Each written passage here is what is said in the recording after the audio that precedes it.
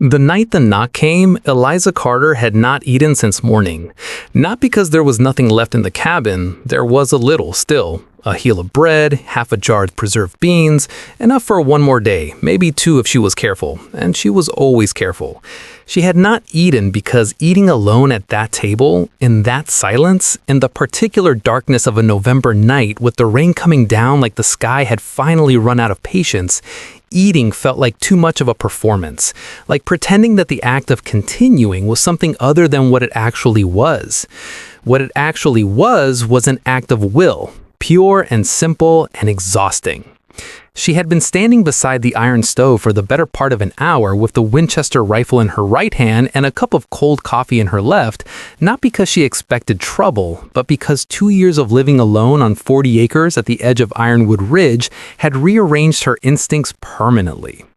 Robert used to tease her about that, about the way she always sat facing the door, always knew where the nearest exit was, always listened to the forest before she decided it was quiet. Robert. She let herself think of him for exactly one moment, the way she had learned to do, briefly, completely, and then carefully away. She thought of his hands, which had been the first thing she noticed about him, large and unhurried and always reaching toward her in the particular way of a man who could not imagine a world in which she wasn't the center of it.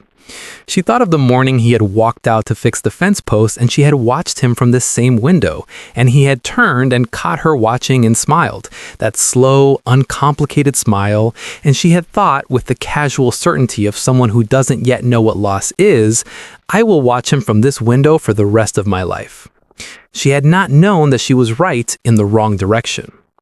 The fever had taken him in 4 days, fast and merciless and completely indifferent to everything he was and everything he meant to her, and the world had kept moving, exactly as it always does, with the breathtaking cruelty of its indifference, and Eliza had stood at this stove and understood that surviving and living were two entirely different things, and that for now, for as long as necessary, surviving would have to be enough. Then came the knock. 3 raps, slow, deliberate, patient in a way that was more unnerving than urgency would have been. Not the knock of someone lost, not the knock of someone desperate, the knock of someone who had come a long way with a specific purpose and was prepared to wait. Eliza set the coffee down. She did not set down the rifle. She moved to the door without sound and pressed her eye to the small hole she had drilled into the thick pine 8 months after the funeral, a practical act she had cried over afterward, not because it was sad, but because it was necessary, and the necessity of it had confirmed something about her new life that she wasn't ready to confirm. Through that small circle of vision, she saw him. Tall, completely still in the full weight of the rain, his long coat soaked through and black with water, his wide hat long past providing shelter. He was not hunched against the cold. He was not moving.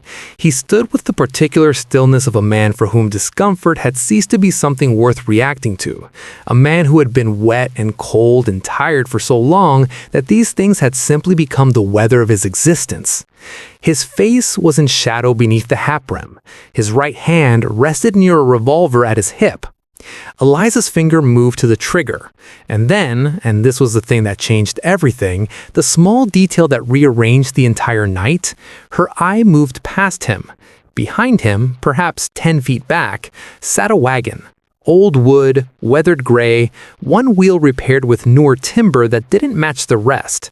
A stretch of worn canvas was draped over the wagon bed, and beneath it, visible only because the wind lifted the edge at just that moment, was a child. A boy, small, curled on his side with a thin wool blanket pulled to his chin.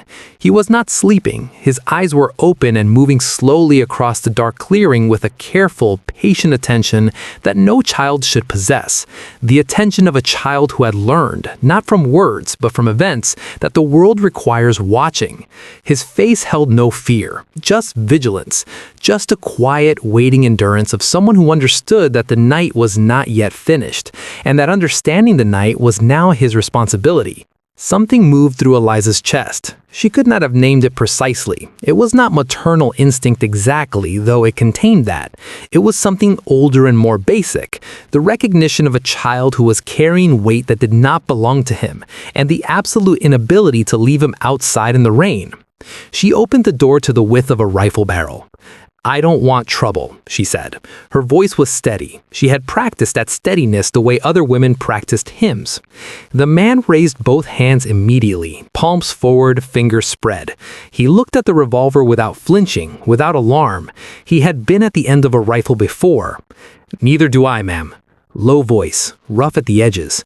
The voice of someone who had been talking less than usual for a very long time. "I was told you might need a hunter."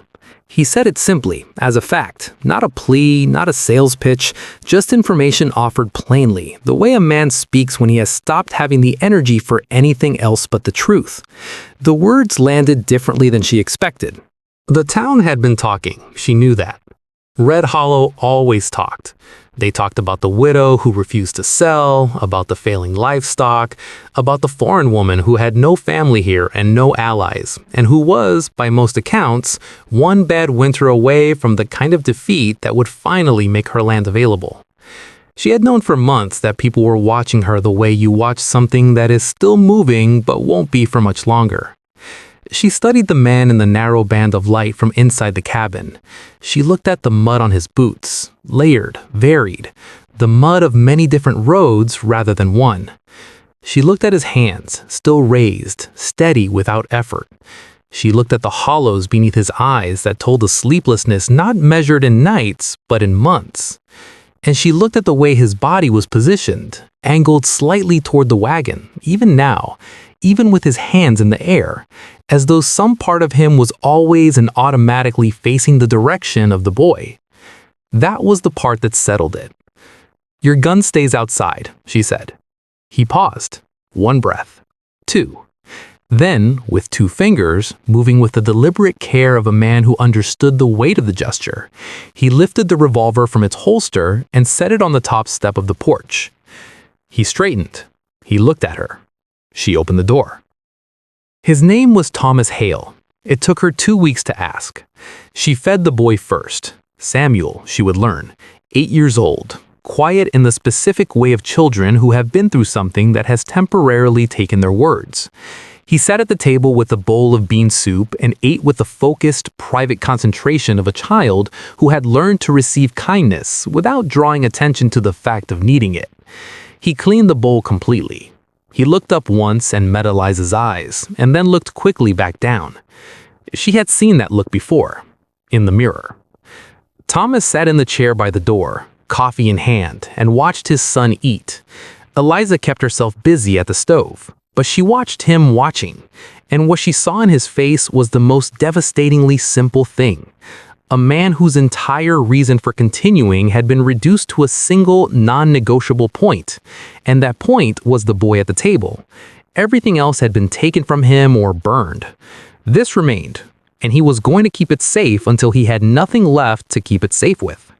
Samuel was asleep within 20 minutes, deep and unguarded in the way children sleep when they feel for the first time in a long time that someone else has agreed to keep watch. Thomas slept upright in the chair by the door, his face turned toward the entrance. Even in sleep, he was standing guard. Morning came with the particular cruelty of mornings that followed difficult nights. Gray, cold, and carrying bad news before you had fully decided to be awake. Eliza smelled it first, something wild and recent, a scent that didn't belong near the cabin. She pulled on her coat and walked to the livestock pen with the dread of someone who already knows what they are going to find. The gate was destroyed. Not broken, not damaged, destroyed, splintered outward from the center as though something enormous had simply decided the fence was not worth acknowledging. The ground inside was churned and gouged, pressed deep with tracks you recognized in her stomach before her mind had finished processing them. Grisly. Large, recent. Her last goat was gone. She stood at the edge of the ruined pen and felt something pass through her that was quieter and heavier than panic. That goat had been her milk through winter, her margin between difficulty and genuine crisis. She had talked to that goat. She was not embarrassed by this. There had been no one else to talk to. Now there were only tracks and the smell of something that had come and taken what it wanted and left. Thomas came up behind her without sound.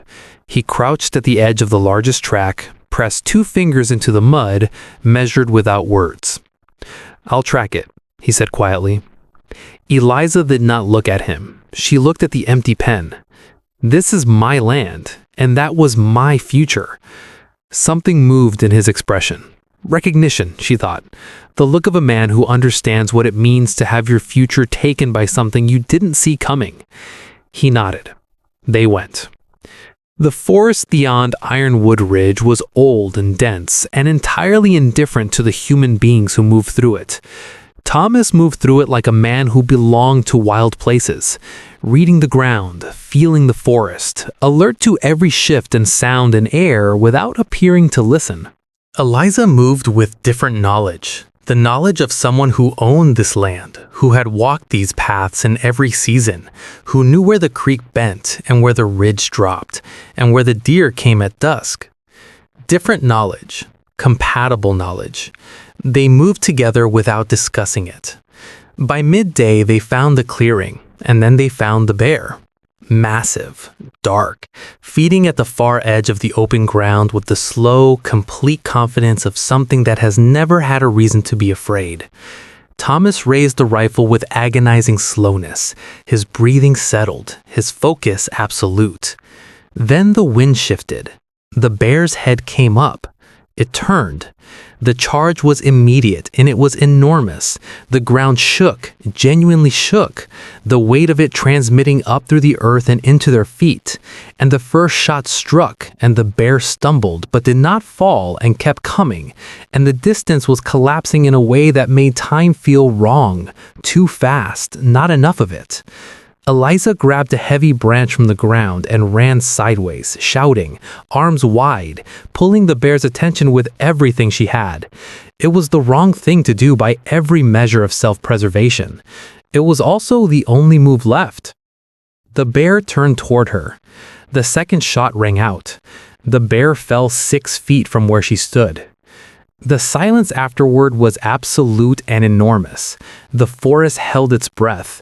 The only sounds were Eliza's own heartbeat and the distant high sound of her own breathing coming back to her as though from a great distance. She looked at her hands. They were shaking badly now.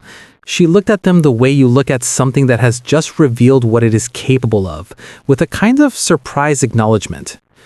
Thomas walked toward her. He stopped close. He looked at her face, then at her hands, then at her face again. And in the long moment before he spoke, something passed between them. The particular recognition that occurs between people who have just shared something that cannot be explained to anyone who wasn't there. "You've got more courage than most," he said. Eliza looked at the bear, then at her hands, still trembling, then at him. "I was told you need a hunter, but I think we managed." The smallest thing moved across his face. Not quite a smile, but the memory of one, or the possibility of one, which, after everything, was more than enough. Red Hollow received the news of the bear as towns receive any news that complicates their existing narrative, with rapid recalibration and fresh gossip. The widow had not only survived, she had been part of killing the largest grizzly seen on the ridge in a decade. The widow had a man on her land. The widow was apparently not finished. Harlan Braggs met them on the main street with the expression of a man whose calculations have just been disrupted. "Well now," he said, moving himself into their path with the practiced ease of a man accustomed to taking up space. "Looks like you found yourself some help." Eliza walked past him. Thomas stopped. He didn't move toward Briggs. He simply stopped and turned and looked at the man with the kind of quiet that accomplishes more than volume ever could. "The bear's dead. Big one. Tracks like that." He paused for exactly the right amount of time. "I'd hate to think there's something worse still out there." He let it settle. Then he walked on. Briggs stood in the street behind them and said nothing, because there was nothing safe to say, because the message had been delivered with perfect, undeniable clarity, and because something in Thomas Hale's eyes had communicated, without drama, without threat, that Harlan Briggs was not a problem of any particular size.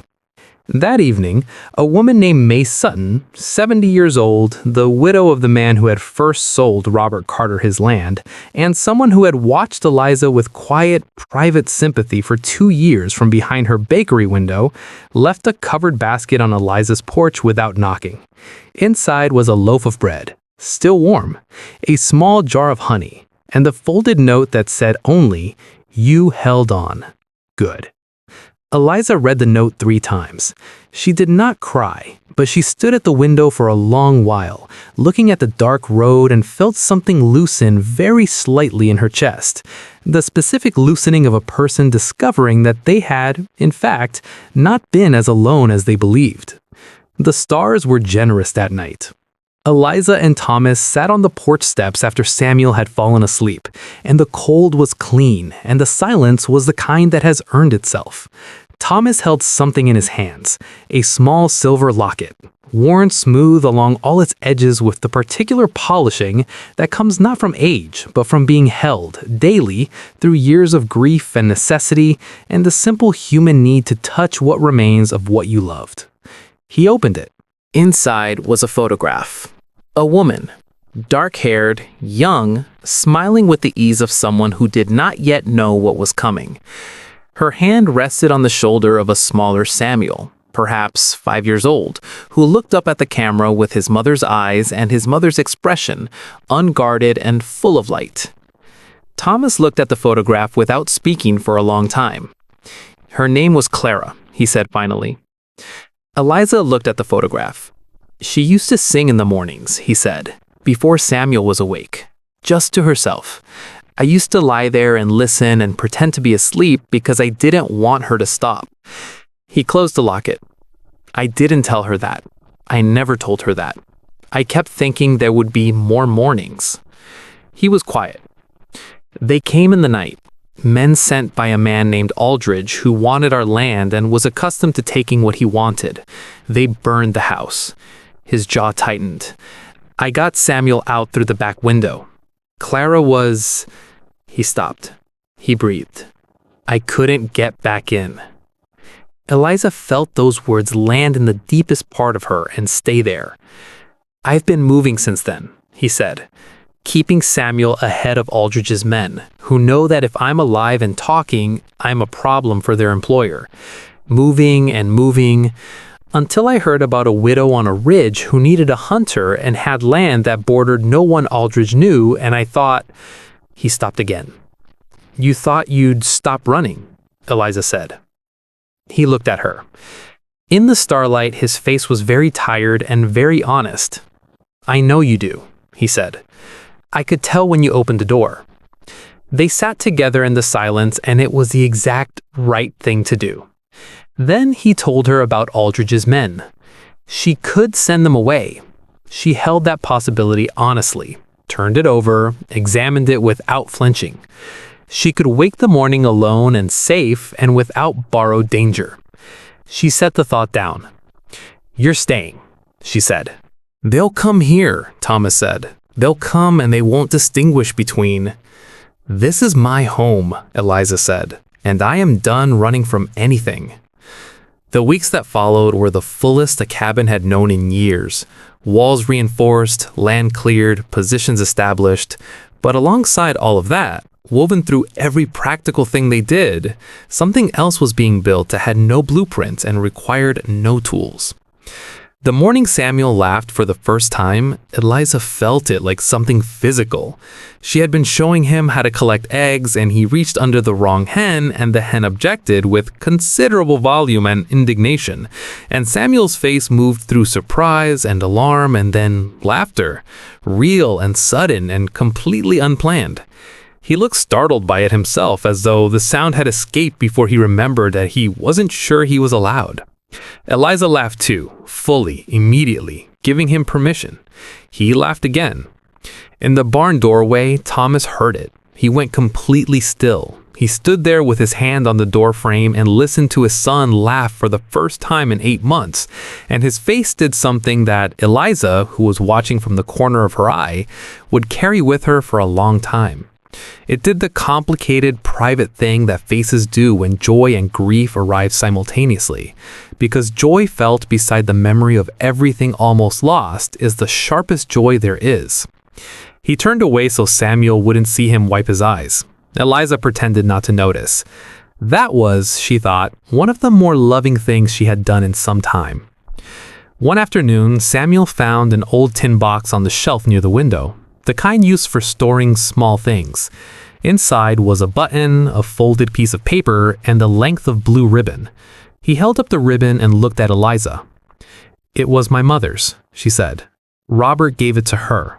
My mother, I mean. She kept it always." Samuel looked at the ribbon carefully. Then he looked at Eliza. "Is she gone too?" he asked. His voice was very quiet, careful. Eliza looked at him for a long moment, 8 years old and asking the most honest question in the world. "It gets different," she said. "It doesn't go away, but you get stronger around it. And one day you realize you've been carrying it so long it's just part of you, and you're still here." Samuel looked at the ribbon in his hand. "Okay," he said. The smallest word, the heaviest one. He folded the ribbon carefully and put it back in the tin and placed the tin exactly where he had found it. That night, Eliza heard him crying very quietly in the dark.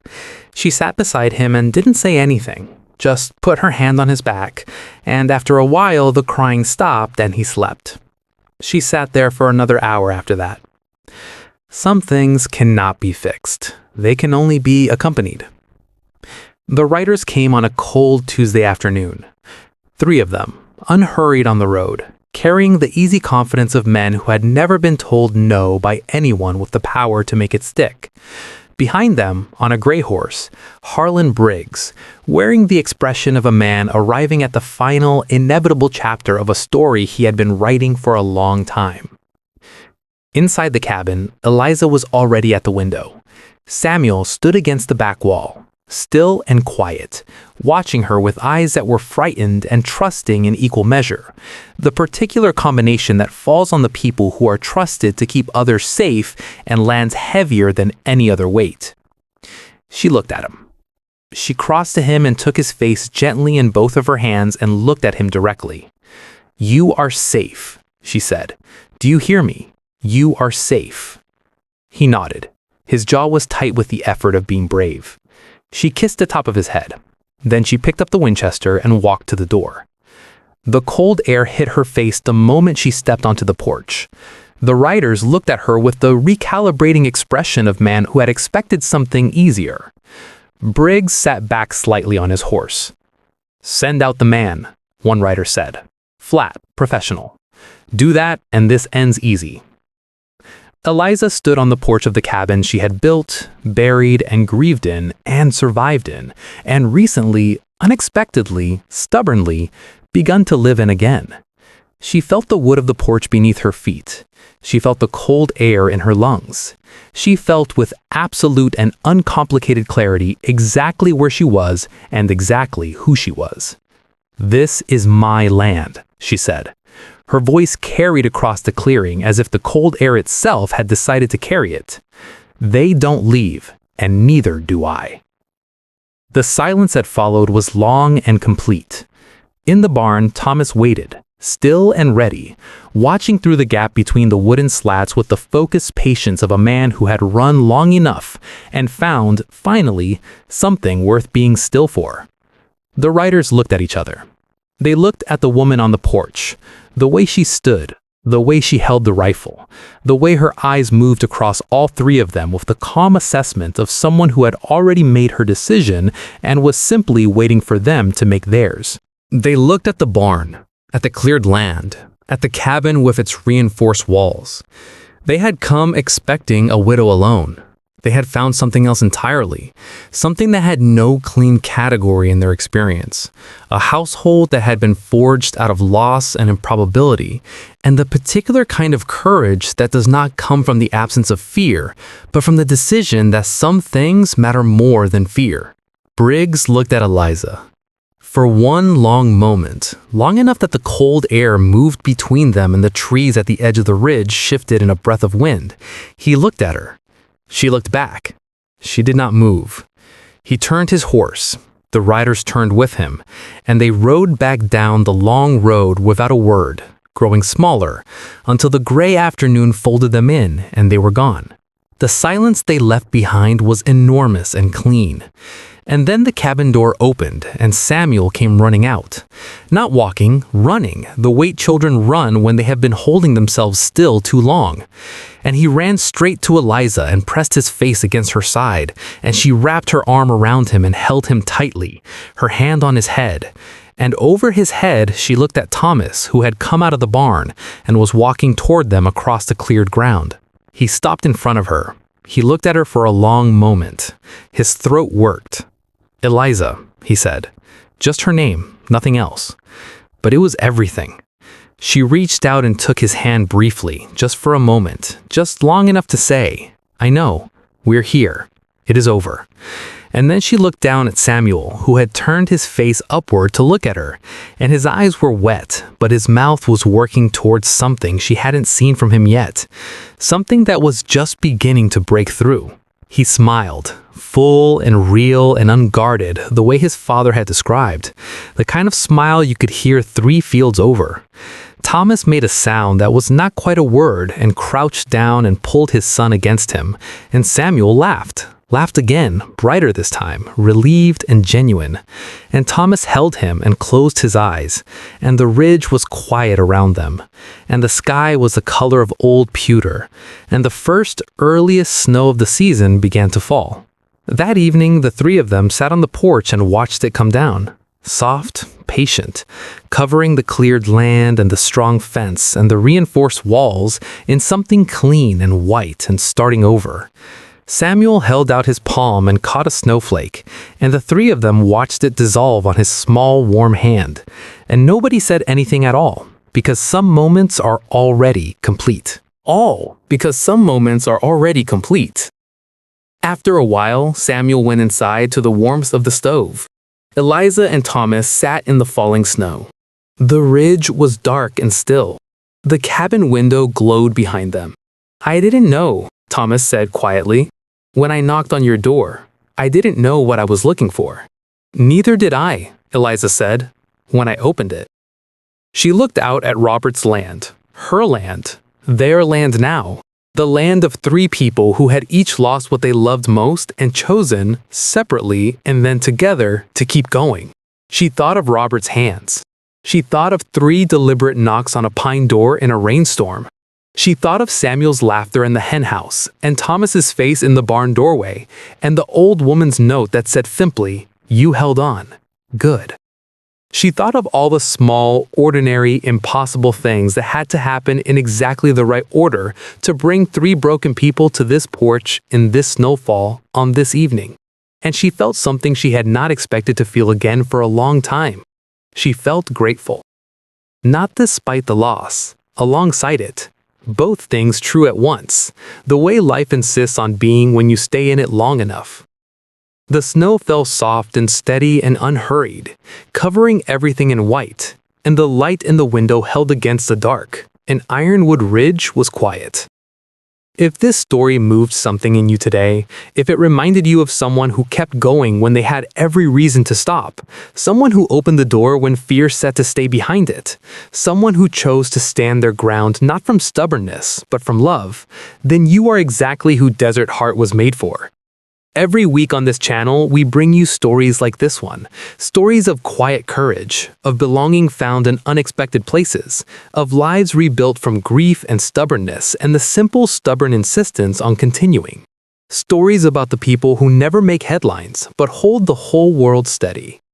If that matters to you, if you believe those stories deserve to be told, please subscribe to Desert Heart. Hit the bell so you never miss one. Share this with someone who needs to hear it today. Leave a comment and tell us what this story meant to you. We read every single one. We are grateful you are here, and we will see you in the next story. This story carries genuine value on multiple levels. It honors widowhood and solitary survival, a quiet reality that millions of older Americans live with daily, and that rarely receives a recognition it deserves. It presents grief not as weakness or as something to be overcome, but as something permanent that can coexist with courage, joy, and the willingness to begin again. It models the profound human act of extending trust across the boundary of fear, of opening a door when every reasonable instinct says to keep it closed. Samuel's question, does it get easier? And Eliza's answer, it gets different, is perhaps the most honest and useful thing this story offers, a truth about grief that no textbook captures and that many viewers will recognize as something they needed to hear. The story also carries deep American cultural values, self-reliance, the defense of home and family, the belief that community is built not by proximity, but by deliberate choice.